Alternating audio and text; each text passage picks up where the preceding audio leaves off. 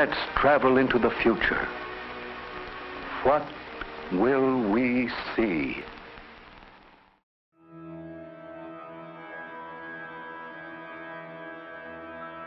I could sit there all day. You could sit there for a month and postulate at what the effects of the world switching over to thorium energy would have been. It's almost unfathomable. I think it's always been the right time for thorium. I think it's been the right time ever since the research was canceled in 1974. The United States would have probably achieved energy independence around 2000. Our fossil fuel usage would be diminishing every year. You wouldn't have nuclear waste issues like we're facing today. Fukushima wouldn't have happened. 3 Mile Island wouldn't have happened. We would be producing continually less and less carbon dioxide emitted to the atmosphere per year. Oil consumption would be on the decline. Environmental quality would be on the rise. We would be in a very different situation now, and it could have happened. The great tragedy is it could have happened, you know, a third of a century ago. That's the part that I find almost so tormenting, is that was a very realistic future that could have taken place. We don't want to wait any longer for that future.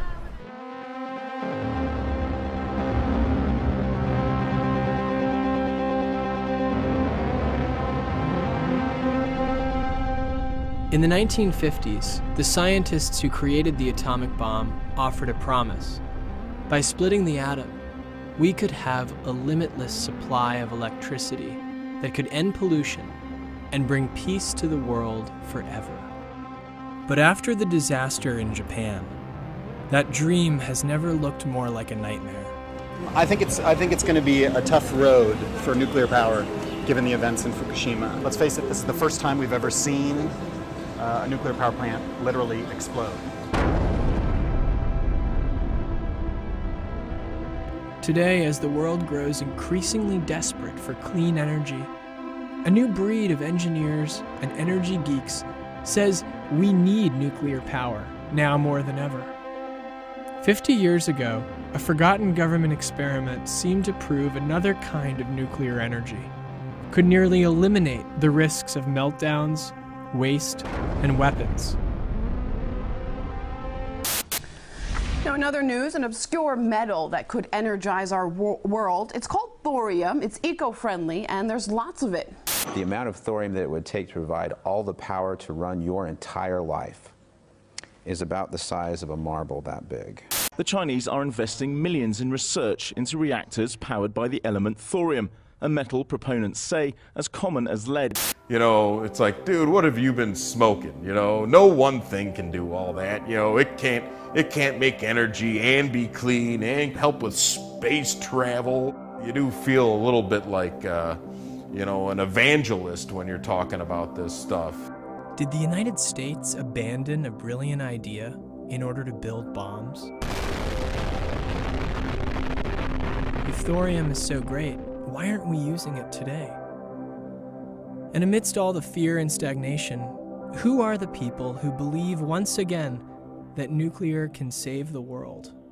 The key is something that has been almost uniformly overlooked by policymakers: thorium. And of course, in this room, we're hearing it, but we have to appreciate how little we hear about it outside of gatherings like this. We almost hear about it not at all.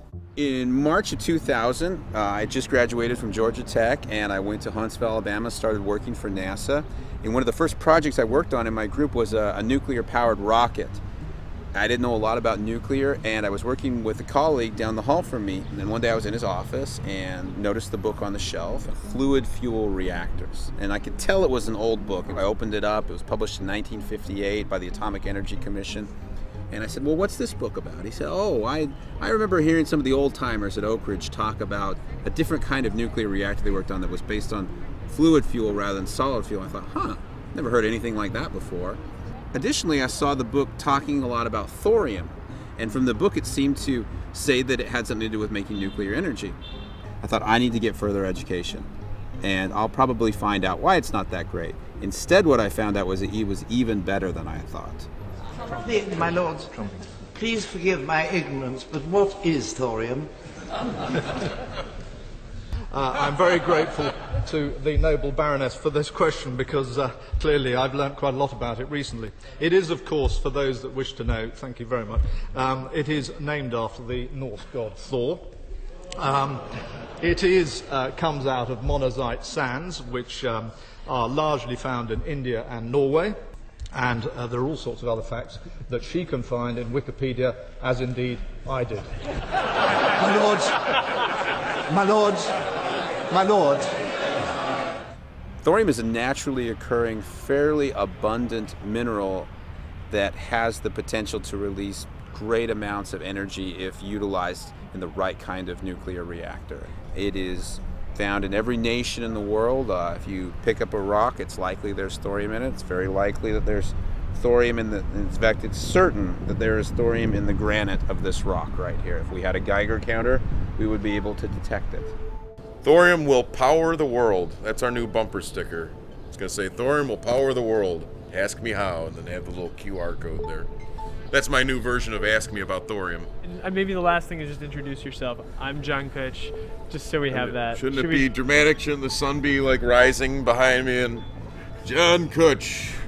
So I'm John Kutch. I'm the executive director of the Thorium Energy Alliance.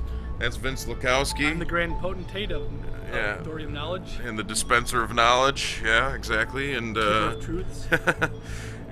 A company hired us to look at different materials, and thorium was one of them. You know, the short version is, they're like, what can you do with thorium? I'm like, you can't do shit with thorium. It's sort of like garbage in a way. And he's like, oh. And I'm like, but it might save the world. And he's like, how can it be garbage and save the world? I'm like, it'd take a long time to explain. He goes, well, can I invest in it? And I'm like, no, it's garbage. And he's like, god damn it. And so, move on to cobalt or whatever. But I never lost it. I'm like, man, you could save the world with this stuff. It's unbelievable. The trouble is, it starts to sound like too fantastical almost right out of the box. You can't make nuclear weapons from it. It's available. It's right there on the ground, man. It's all around us, You're just like, have I gone back to an ashram in the 60s or something, Free energy, man, It'll seem fantastical. It's like, are you telling me that serious people and scientists are looking into such a thing? And to think that this could have been common knowledge, 35 years ago is upsetting, but the fact that we still have this opportunity is exciting, and even if it does sound like, secret sauce and magic beans and things like that. I'm Alexis Madrigal. I am a senior editor here at The Atlantic, and I wrote a book about the history of energy technology called Powering the Dream. We're here at the Atlantic's new offices in the Watergate building, which of course is where the events occurred that eventually brought down Richard Nixon, which has nothing to do with us, but is also just interesting. Well, I think we have a really difficult time defining, what's green and what's not green. But I've decided that for myself, the most important, the dominant issue, the thing that could wreck every ecosystem on the planet is climate change, and so therefore that's what I'm going to focus on. So for me, nuclear power is a green power source. The most exciting thing about nuclear power is that it could actually work in a way that saves the world. and the scary thing about it is that I'm not sure as a society we are good, and I'm talking about American society, are good at dealing with difficult socio-technical problems like how you run a nuclear industry.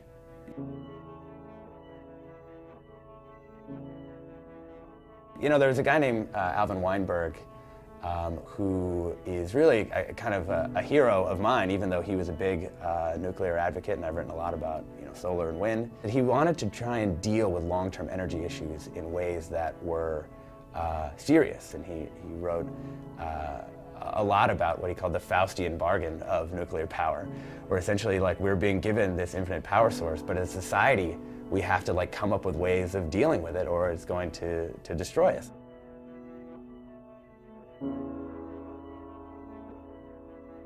The thing that's sad is that was in 1960. And here we are 50 years later, and the United States still hasn't come up with a good solution for waste, and still hasn't come up with a good way of even dealing rationally with what kind of nuclear power we want to have.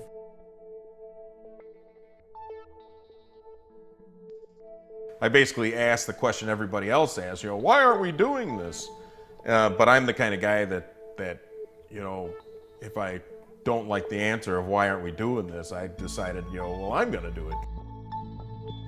This building is a 1889 firehouse that I bought, and it's basically my workshop. So it's an old ass house, and we redid all the brickwork, tuck pointed it. You know, it took about 10 years to do it like one chunk at a time. What are kids inspired by today? You know, kids aren't inspired by the moonshot. They're inspired by, you know, Farmville on Facebook. And it's kind of sad that, you know, the best and brightest minds don't work with these anymore. It's that sort of thing that I feel like, boy, if I can just bring a little bit of that back to the United States where, you know, people got paid for making things. We keep such a low profile here to begin with. You know, we do all this engineering work for companies all around the world, and you know, nobody in this town really understands what it is we do. So, you know, thorium would just be one more thing. You know, if we were like, hey, yeah, we do thorium work out of that building too. It's just like, it's just like, okay, well, good to see you, John. This will be a really simplified version of a molten salt reactor. A decade before he called nuclear power society's biggest Faustian bargain, Alvin Weinberg was one of the country's leading nuclear physicists. He invented the light water reactor, the world's most common kind today, the type used at Fukushima. But in the 1960s, as director of Oak Ridge National Laboratory, he began to pursue another idea, called the molten salt reactor. Instead of operating at high pressure with a solid fuel made of uranium, it worked at low pressure, using a liquid fuel that could be made of thorium. Thorium has many advantages. It can produce about 90 times as much energy as uranium and a fraction of the waste. And that waste isn't useful for making bombs. The reactor was considered walk-away safe because it relied on physics, not machines or humans, to keep the reaction under control. So far, the molten salt reactor experiment has operated successfully and has earned a reputation for reliability. I think that someday the world will have commercial power reactors of both the uranium, plutonium, and the thorium, uranium fuel cycle types. I think when people see it, they understand it a lot better. So a light water reactor, you're constantly trying to keep it from going out of control. You're constantly trying to manage it with control rods and moving the fuel rods. Molten salt reactor is the opposite. You're constantly trying to keep it liquid. You're trying to keep it reactive. You're trying to keep it circulating. And if it ever stopped, it would just drain down into the drain tank or solidify in place or just stop reacting. So it's just a much better design overall. This thing can't explode. This thing is ready to explode. And you gotta have redundant systems. You gotta have a pump and a pump and a pump and a pump. You know, it's not walk-away safe. It's not self-controlled. You need, you know, computers and operators and controllers to constantly monitor this thing. Whereas this thing's completely self-regulated. If an earthquake and a 747 and a tidal wave hit it all at once and the chamber tipped over, what would happen? The fluid would flow into this hot cell, down this pool, and into this storage tank. Despite some hiccups, the reactor ran successfully for a record 6 years. But Alvin Weinberg's concerns about the safety of light water reactors, which were then being built in the United States, had made him unpopular inside the Nixon administration. In 1973, he was fired, and the reactor was shut down. The project was eventually terminated, but I still think that, well, eventually people will come back to this way of trying reactors. Today, the research lives on through the internet. On countless websites, thorium fans say the United States could build a new reactor with the right laws, around $1 billion, and public support. There's environmental organizations that are just like, the only good nuclear power plant is the one in the sky, you know, and it's like, yeah, fine, that's super great, you know, and when you're popping popcorn on the one sunny day a year in the middle of the day, because that's the only time you get your solar stove to work, you know, give me a call, I'll be over, you know. and we'll do our hand puppet shows in front of your candle, your beeswax candle. Alternative energies like solar and wind aren't yet capable of matching the carbon-free energy produced by the United States' 104 nuclear reactors. But that doesn't matter much to the people who live near Indian Point, the 50-year-old power station outside of New York City. Like many other reactors, Indian Points weren't originally designed to last this long. Today, residents have another dream in mind. Close Indian Point! Close Indian Point! Close Indian Point!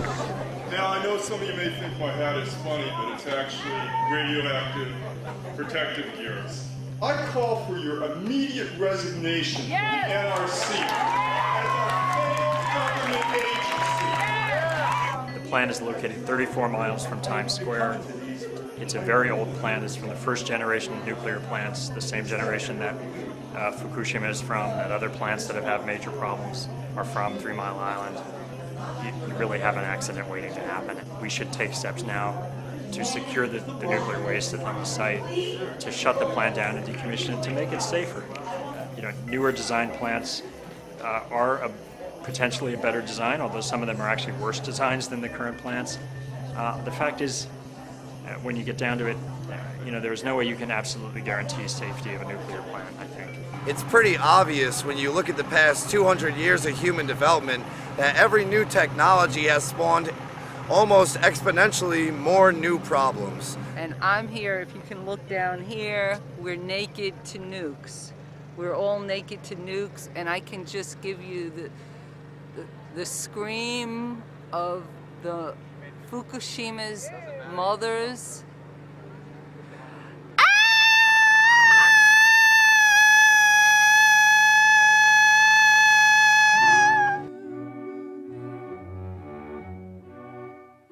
After the disaster in Japan, the Thorium movement has a new opportunity to capture the public's imagination. Now, they're not just trying to influence change online, but at conferences, right in Congress's backyard.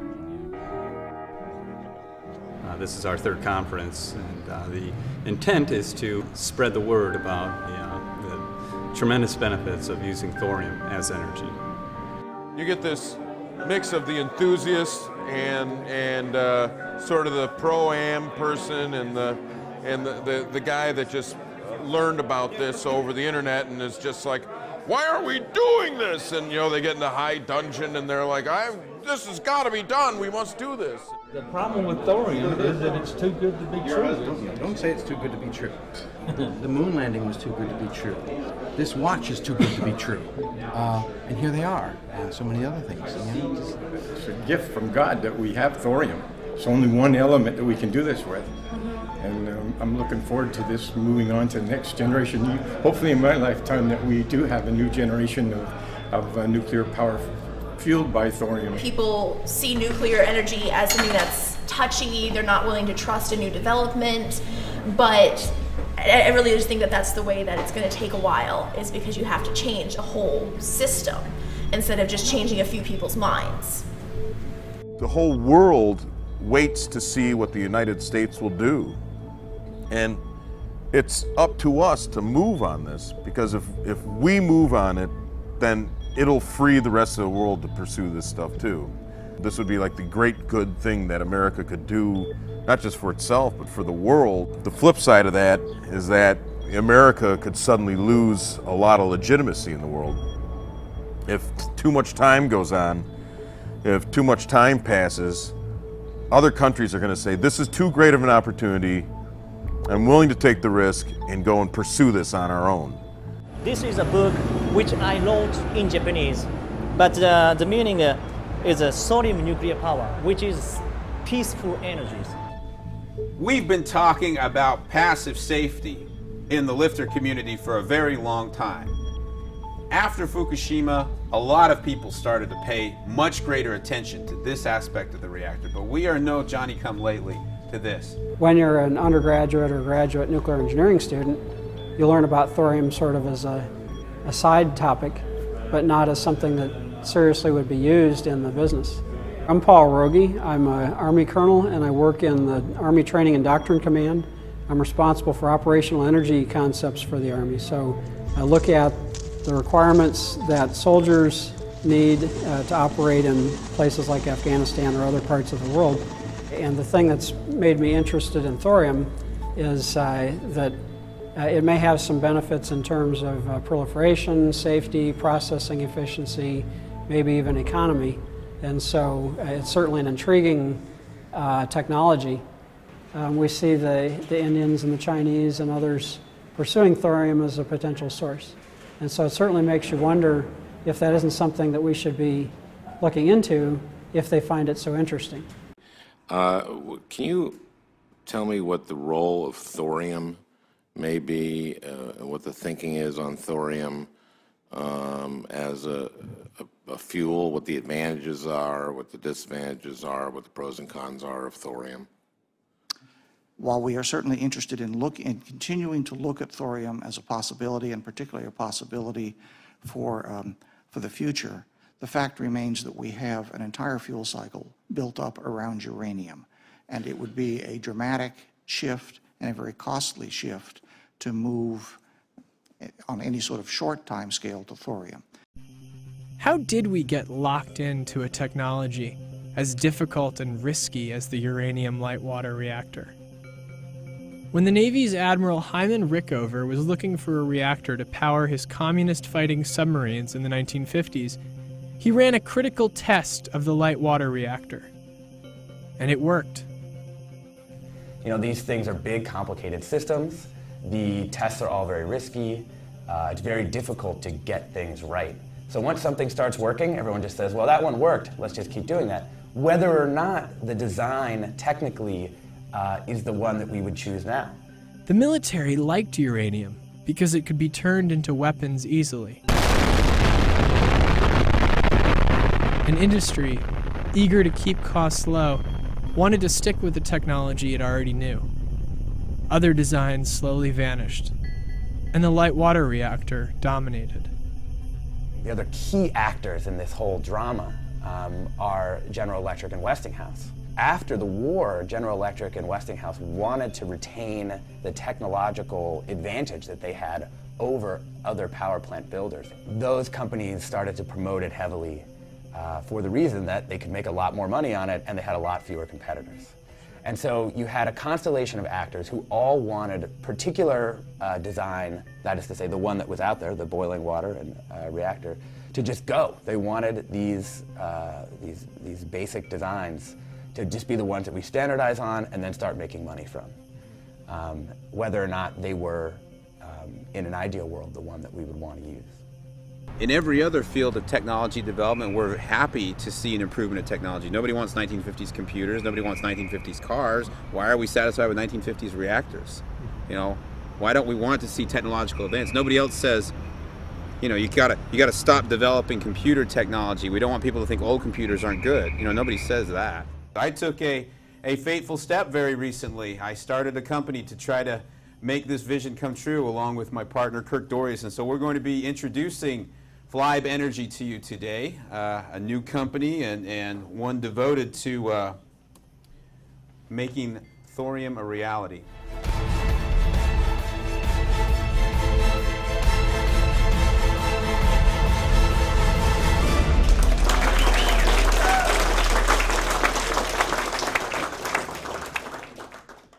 These sort of small and modular nuclear reactors are just really exciting.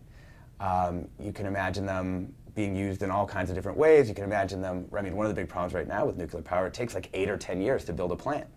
So you can imagine them being deployed much faster, which we're going to need faster deployment if we really want to decarbonize our energy system. But I think the basic thing is we're only going to find out by trying it out. I mean, the reality of these like sort of complex engineered systems is that on paper they look one way, and then when you put them into practice they look another.